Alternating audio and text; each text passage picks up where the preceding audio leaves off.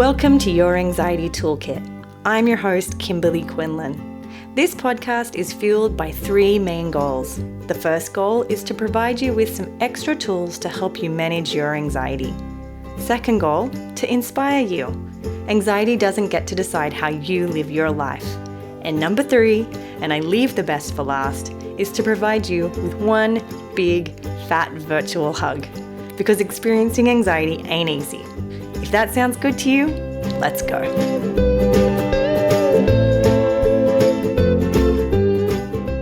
Welcome back, everybody. I am so thrilled to be here with you. Today, we're talking about the top 5 relationship rules I have that have changed my life.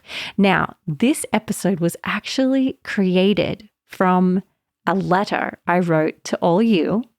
For those of you who've signed up for my newsletter, I send it out weekly. You should sign up because I write letters to you guys and I give you tools and tips and stories and I tell you funny jokes sometimes.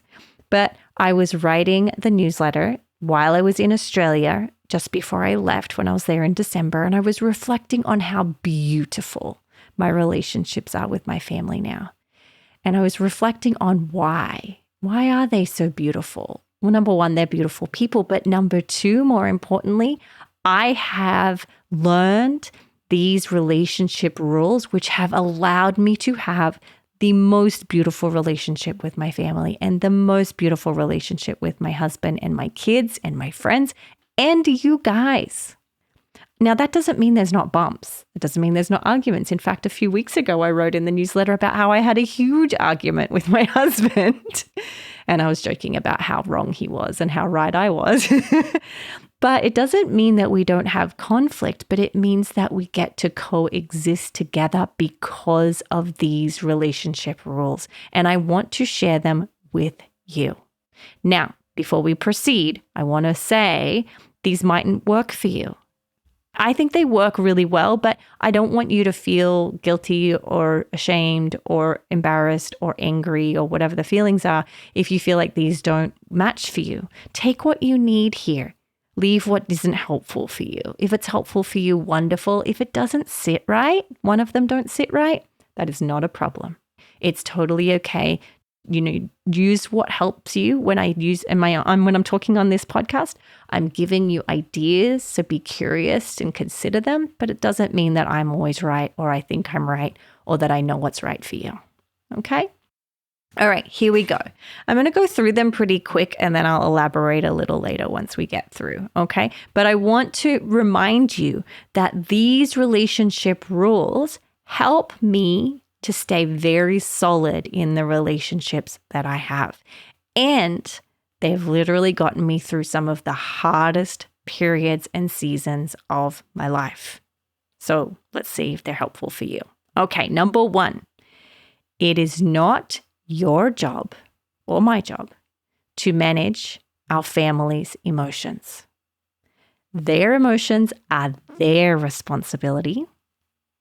And it is their job to regulate their emotions when they're upset with us. And it's our job to regulate and manage our emotions when we are upset. Now, what does regulate mean? It means you're allowed to have them. We're not saying that no one's allowed to be upset, but we have to communicate and share with them and regulate by not throwing things, lashing out, saying unkind things, saying things that aren't true, saying you statements like you're so blah, blah, blah, right? We want to use I statements like I feel this way about that, right? Or I would like this thing to happen. So we want to regulate as best as we can. Our job is to regulate what shows up for us, and their job is to regulate what shows up for them. Okay? Number 2, it is not your job to please the people you are in relationship with.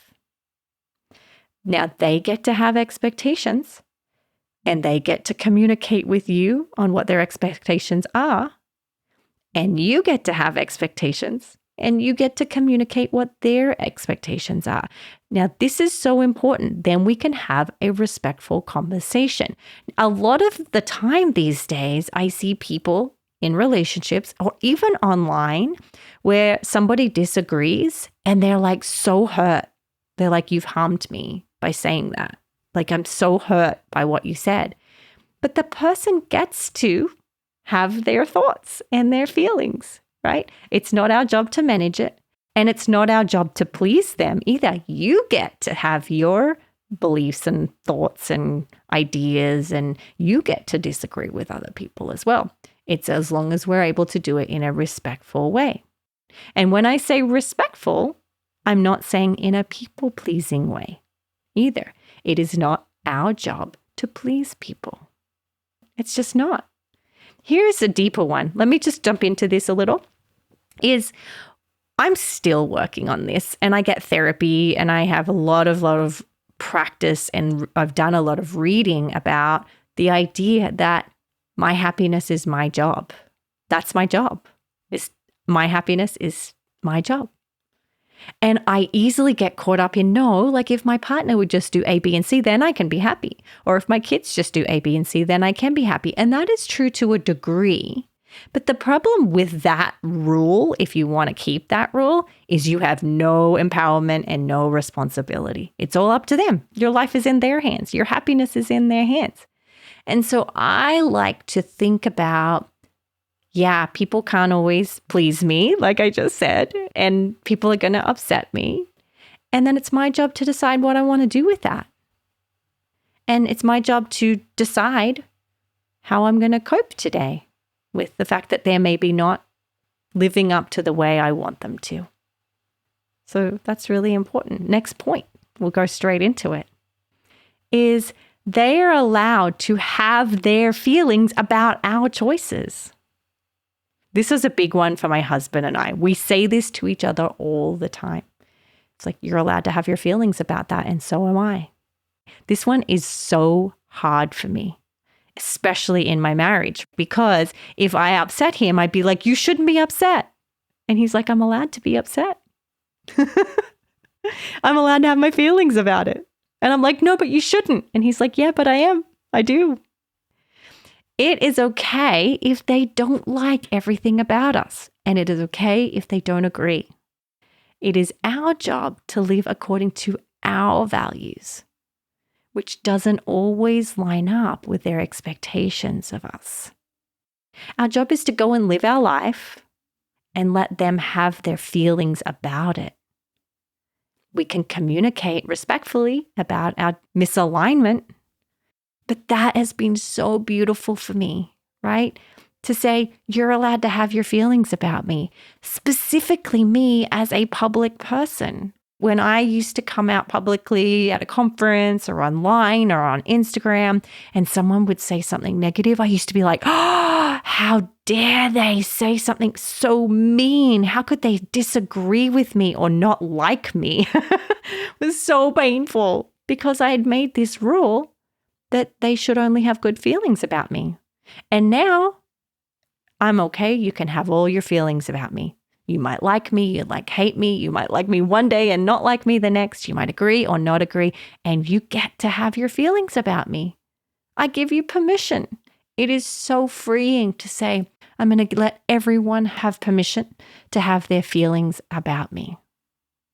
That's okay. I'm not for everyone. That sentence literally has healed me on the deepest level, probably more than any sentence. You're allowed to have your feelings about me. So important. Number 4, it is okay if they struggle to understand us.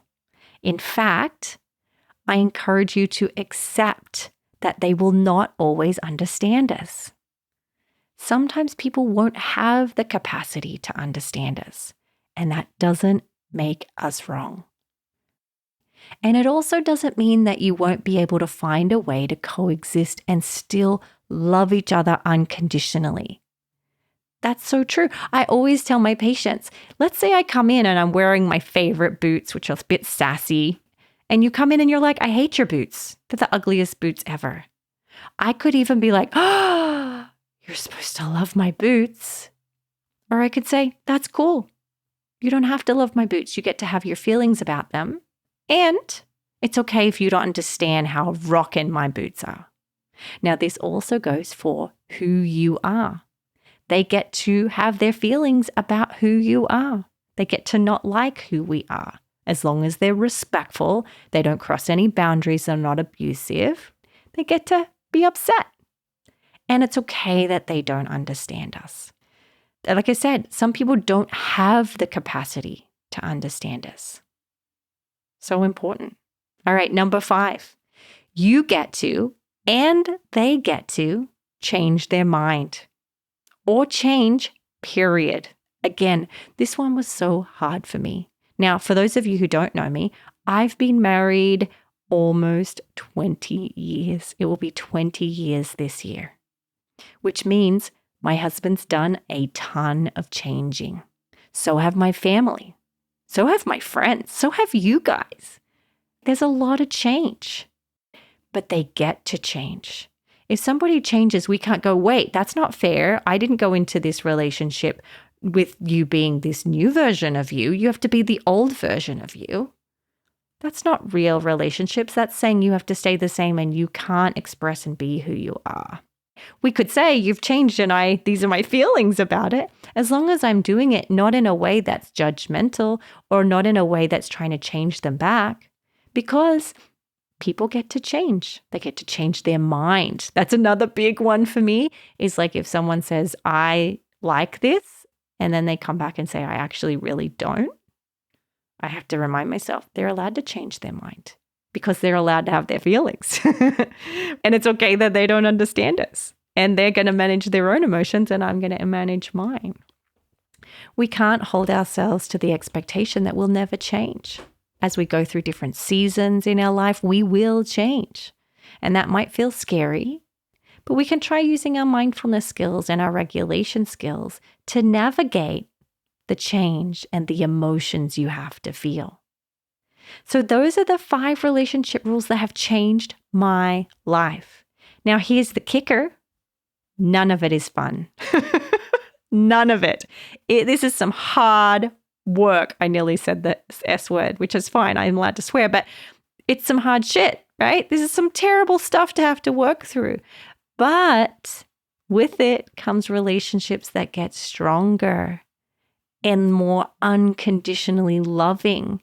When I gave my husband permission to have his feelings about me, he was happier and he loved me more because it meant that he didn't have to pretend to be somebody else, or he didn't have to pretend to like something and get resentful because he actually didn't like it. When I allowed myself to be different from my family and I accepted that they may have feelings about that and I gave them permission to have feelings about that, there wasn't a problem anymore. The biggest problem, the biggest pain, the most suffering came when I was like, no, they shouldn't feel this way about me. That's not fair. It's like, it is fair. They get to have their feelings based on their own personality and their upbringing and their own incapacities and their own limitations. They get to have their feelings. It mightn't be perfect, but I'm not perfect. You guys, I could add a 5th or 6th one here. This one I didn't write in the email, but it's, I'm not perfect and neither are they, and that's okay. Sometimes I would be like, no, but they need to be this way because that's the right way. This is the right way to be. And I get it. Yeah, there is sometimes real right and wrong, like you shouldn't harm people or say horrible things or critical things or racist things or, misogynist things. Like we get that. And I agree with all that. But at the end of the day, the people in our lives are going to be imperfect, and we have to get better about not being black and white and cutting them off because they did a quote unquote bad thing. I think cancel culture has taught us a lot in this idea of like, you're dead to me, you're done, you're canceled. It's like relationships don't work like that. We're human beings. We make mistakes. I've made a million mistakes. Okay, now I'm going on and on, but we also have to learn to accept that we make mistakes and be willing to apologize for it. It's a humble thing to do. It's not fun at all, but we can also say we're sorry too.